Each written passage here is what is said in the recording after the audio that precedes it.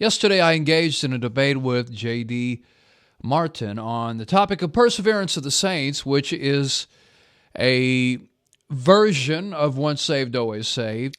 Now, this was last night at the time of this recording here, but I thought there was a lot of substance to the debate. J.D. is a respectable guy, very nice guy. He was very kind. I appreciate that.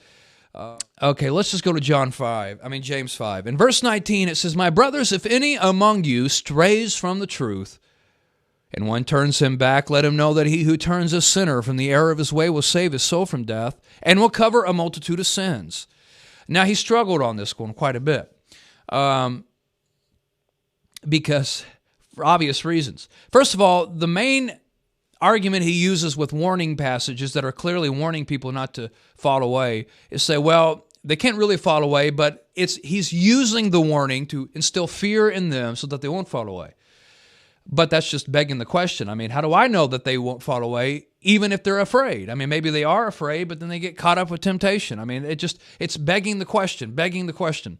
And that's, but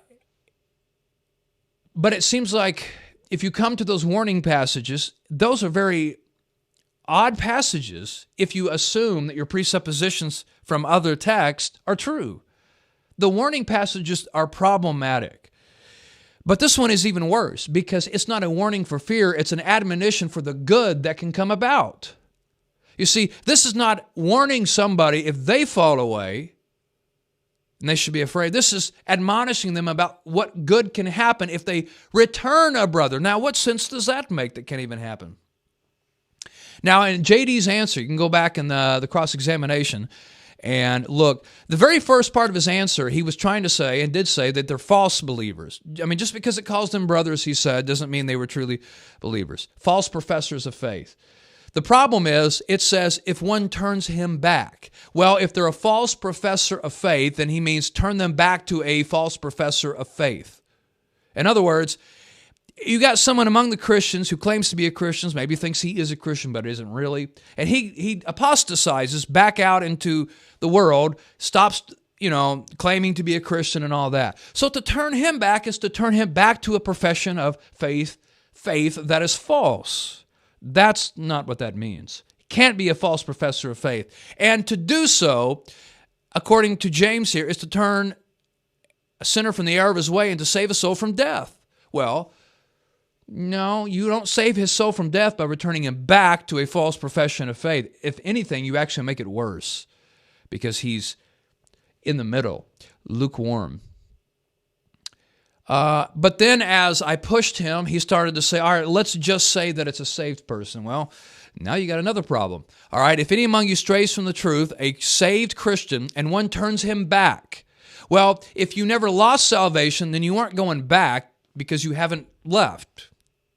And we know it's talking about leaving the state of being saved because it talks about saving you from death if you get turned back. Well, it's not physical death that you're saved from. Christians don't escape that. It's from the truth. You're going from the truth, which is into the error of your way, and to turn him back, this saved person, is to turn him from death. No, I mean, he wasn't able to explain that, and the reason is because this doesn't make any sense. You can't use the same argument with the warning passages to say, well, yeah, it's warning you against something that is impossible, but it's using that to keep you from, the reason it's impossible is because the warnings themselves are a means, which just begs the question because how do we know? I mean, how come a person can't be afraid? I said this earlier, and then stop being afraid at some later point. I mean, it just, you're bringing in all those assumptions. But this is not a warning passage. This is an admonition for good. But if it's not even possible, once again, it is meaningless.